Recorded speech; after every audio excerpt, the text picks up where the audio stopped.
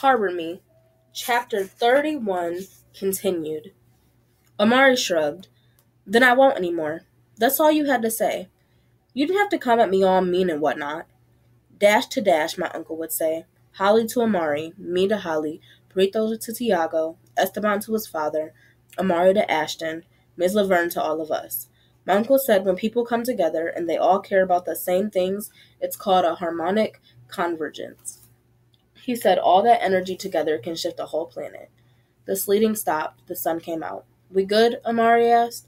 And Holly said, Yeah, Amari. We're good. Chapter 32. How come you haven't talked about your dad in the art room? Holly asked me.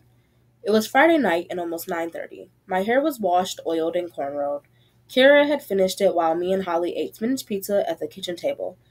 Now Kira had gone off to a movie with Holly's father, and the babysitter was downstairs asleep on the couch.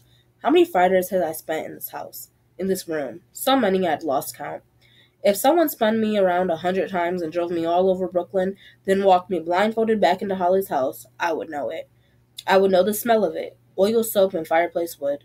I would know the sound of it. A creaking fifth step between the second and third floors, creaking banister between the first and second, and if Kira held out her hand to me, I would know it was hers by the softness of her fingers, the length of her nails, the many, many times I'd felt its weight on my head. We were sitting on Holly's queen-size bed, combing her doll's hair. Holly had white everything on her bed. Sheets, comforter, pillowcases, because she had insisted on dark purple walls. Kara wouldn't say yes unless everything else in the room was white. On the floor beside the bed was a round white shag rug. The doll I had was wearing a green nightgown. Holly's doll was in overalls, and we had changed their outfits twice already.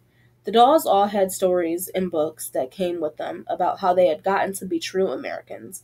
They were expensive, and while Holly had all of them, I only had one, a doll who had escaped slavery and gotten free in Philadelphia. We could go months without even looking at the dolls. Then other times we played with them for hours.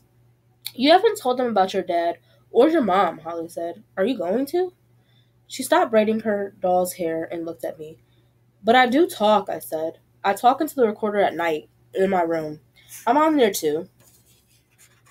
I don't know, Holly said. I don't know if that's fair for everybody. Everybody else is spilling their guts and you're talking in private. Are you ashamed of your life? No, of course not.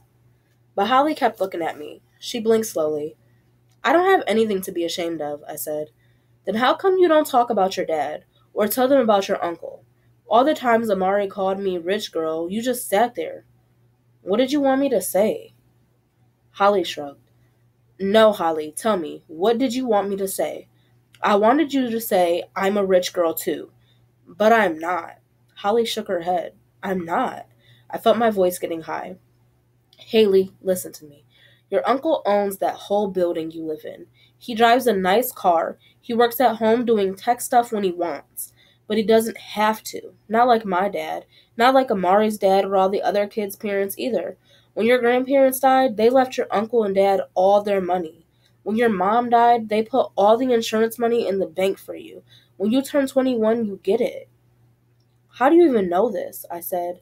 I mean, I knew some of it, like about the building and stuff, but I never thought of us as rich. Your uncle and my mom talk, that's how. Grown-ups tell each other things, and then they talk to other grown-ups, and sometimes us kids are around listening. I didn't say anything. It felt strange. Weird. Rich? My uncle never bought me expensive clothes. We never went on fancy vacations, and most of our furniture was stuff my uncle had bought from thrift shops. He found the coffee table on the street. One leg was shorter than the other three. Holly put her doll on the pillow and leaned against the wall behind the bed. Not trying to be mean to you, Haley. I know sometimes it sounds like that way because I just say stuff. I know you're not being mean, I said. But I kept my eyes on my doll. Her tiny earring sparkled. I think sometimes, Holly said slowly, as though this idea was just now coming to her. Life gives you stuff you don't want, but you have to take it anyway. Like my hair, I said, or what happened with my mom and dad. Holly nodded. Yeah, but your hair is amazing. And all the stuff you know is amazing, Holly. After a minute, after thinking about what she said about me being rich, after knowing that she was right and that maybe somewhere, buried with a lot of other stuff, I knew it too. I said, and you make us think. Holly shrugged, then grabbed up a bunch of her braids with both hands. But sometimes my mouth hurts people too. Like, I hate that I can't stop it from saying things and can't stop my body from jumping up and moving around when Miss Laverne tells us to stay in our seats. Sometimes I just want to be regular. But you're not regular. You're Holly. I love your big mouth and your jumpy body and how you make us all laugh. In a good way. Holly got up from the bed and started walking fast, back and forth across the room. I used to think art started mostly because of me and you. I know that's crazy. I mean, think about it. She stopped pacing and looked at me. If I hadn't met you, it wouldn't be the six of us. We're lucky the way we all got dropped there. The way we all ended up in Miss Laverne's class together, right? All that happened because A, B, and C happened, and that led to D and E and F, so on. Until basically your life is the whole alphabet.